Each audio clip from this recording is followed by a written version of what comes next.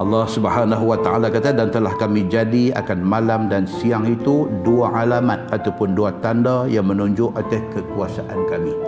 Kita dah hidup berapa puluh tahun dah umur kita Tuhan bagi ni, 50, 60, 70 umur kita lah ni. Duk tengok siang malam ni tak tahu berapa kali lah. Ni dengan umur yang Tuhan bagi kat kita ni, kita duk tengok siang malam ni, daripada kita cerdik-cerdik tahu kata yang ni siang, yang ni malam ni, sampai ke malam ni berapa ribu kali dah kita tengok siang malam.